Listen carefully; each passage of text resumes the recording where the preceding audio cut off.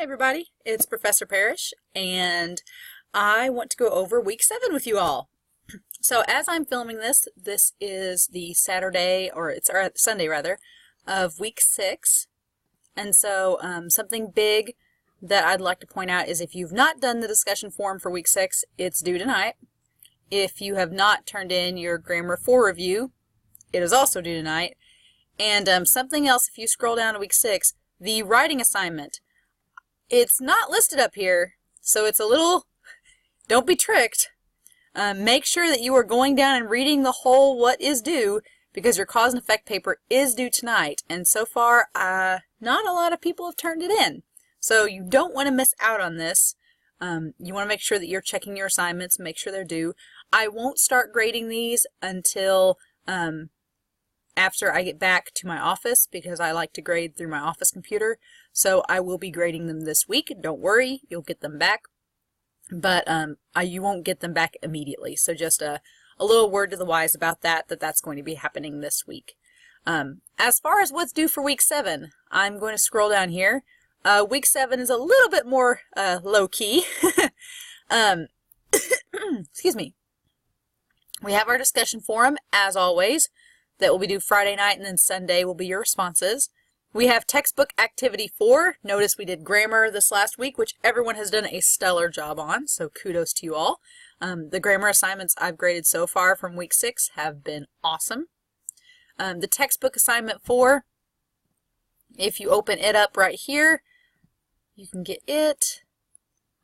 And it is basically going through pages 114 to 116 in our English skills book. So all of this is adding specific details. So like a number 1 here, it says, at the shopping center we visited several stores. Well, what stores could those be? One thing that we have to keep in mind when we get into English 121 and 122 is the idea of being very specific. And that goes in, you can't, I know when we normally talk to people, we'll be like, oh, I just did stuff.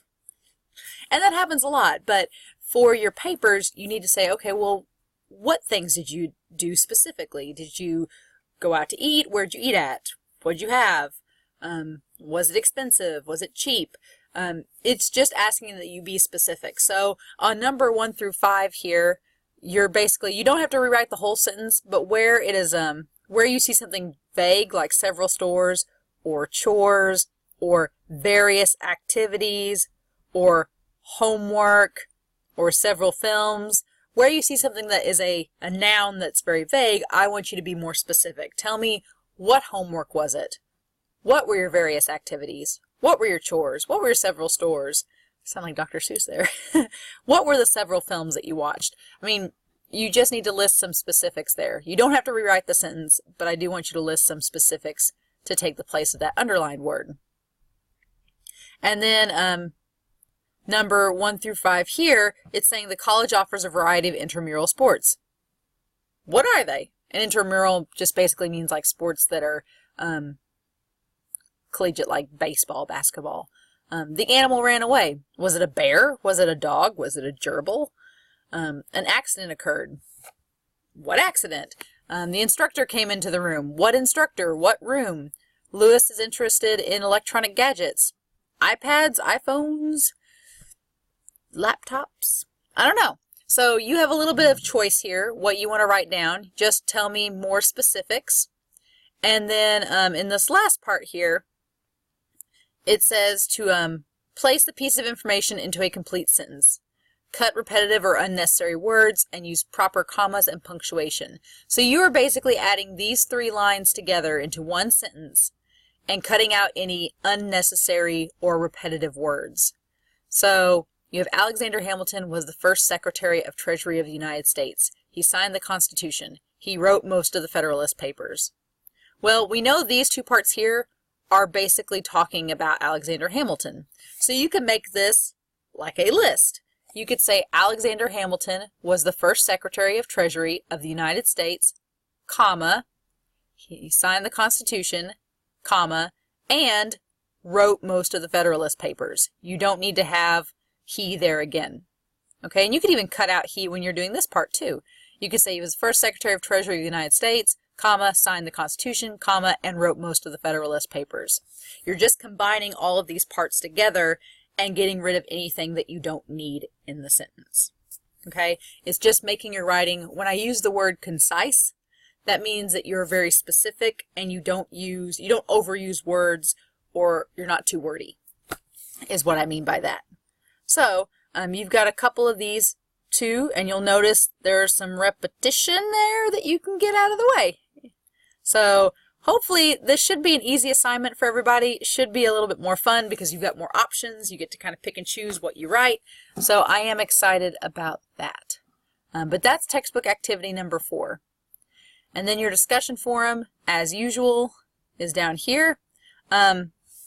We have ended cause and effect, and now we are going to be starting compare and contrast.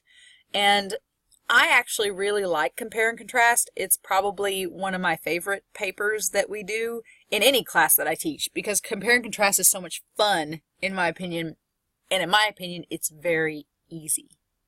So if you look, you'll note that one of your assignments this week is to look at chapter 11, which starts on page 226 in our book and goes over compare and contrast as a chapter. So the difference between compare and contrast is that comparing is talking about the similarities between two or more things. Contrasting is talking about their differences. So you want to try to pick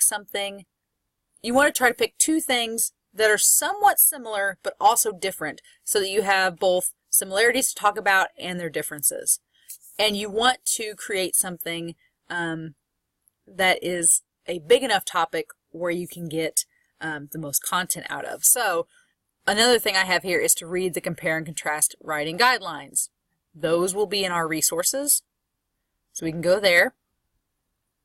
I'm going to scroll down to week 7.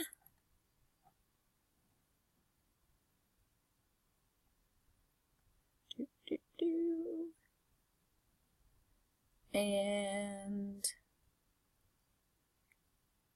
got writing prep, compare and contrast.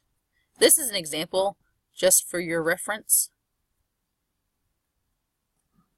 Pull it up so that you can see.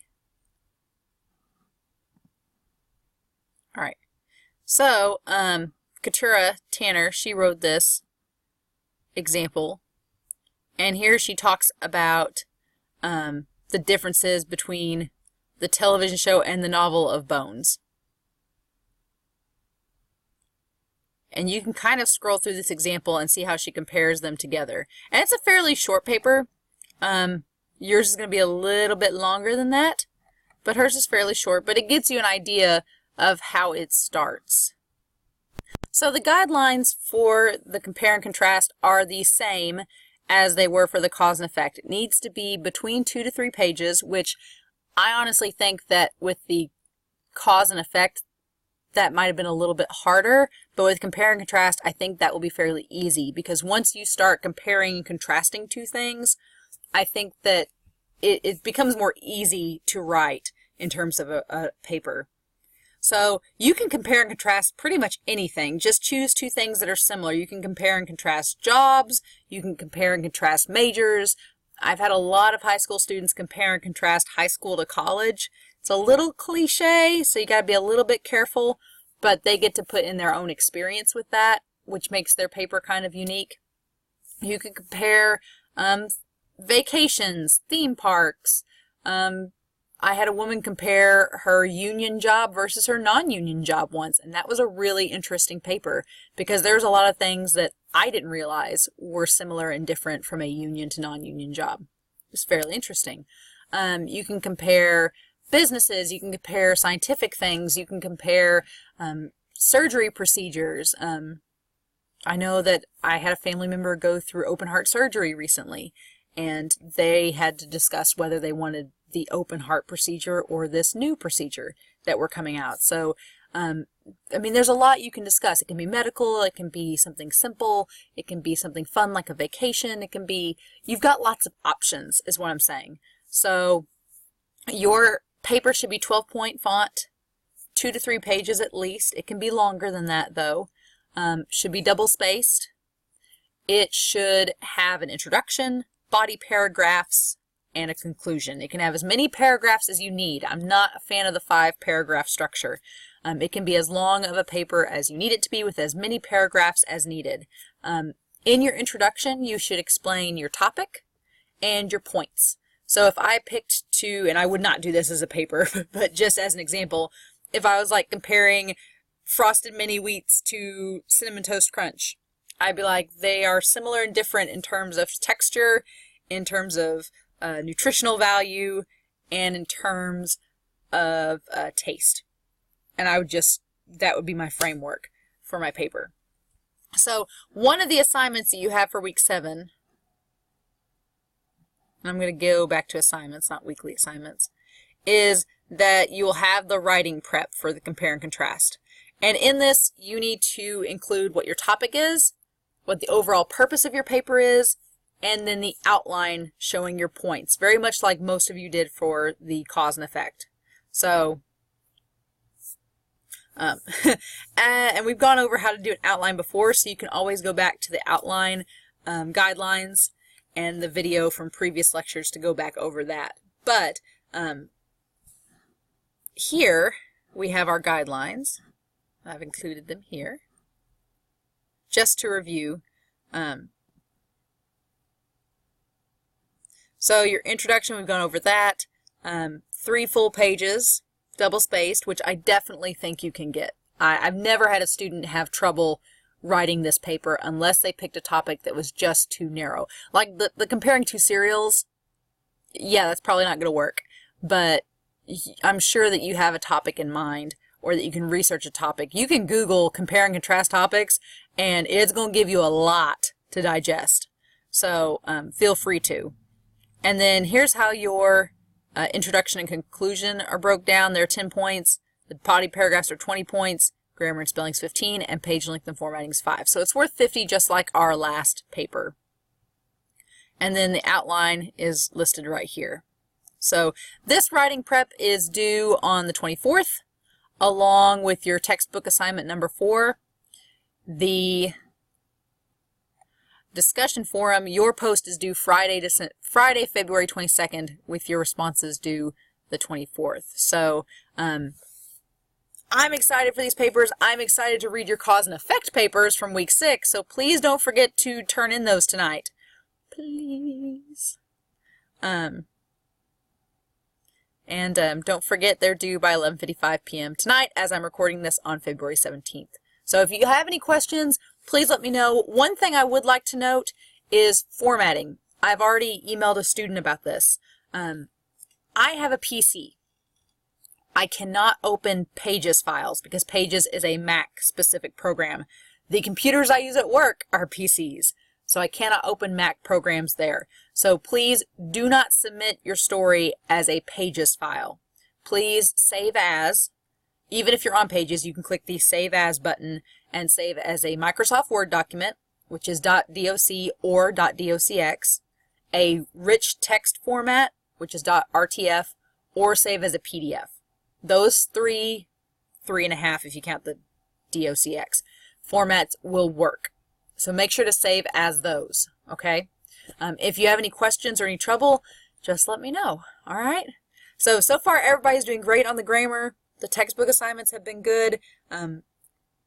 I've not had much complaints. Just please make sure to submit your work on time and make sure that you're doing every assignment this week. That is something that I do want to bring up, because I do have students sometimes that they think, well, I'm doing an assignment every week, so I should be fine. Every assignment is important. So like we've had 3 assignments for week 6. We have 3 assignments for week 7. So if you just do one of those assignments each week, that's a lot of points that you're missing out on. And while we do have a lot of points in this class, we are getting close to midterm.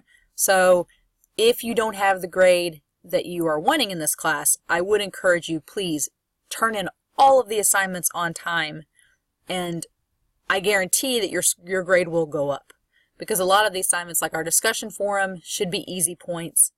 And then the paper, we'll talk next week about revision, but you will get a chance to revise if you submit on time. So please make sure that you do that. As always, you can email, ask me questions. I am this month in and out of my office, so you can always email to set up an appointment. That way you don't drive all the way out to campus and then come by my office and I'm gone. You can email to set up an appointment to talk to me if you need to, or if you just happen to want to stop by and chance it and see if I am there, you're welcome to, or you can call me as well. So I hope you all have a great week. Enjoy President's Day off. No school Monday. Hopefully you don't have to work. And I will talk to you all later. Looking forward to your papers. I'll tell you how that goes. All right? See you all. Bye.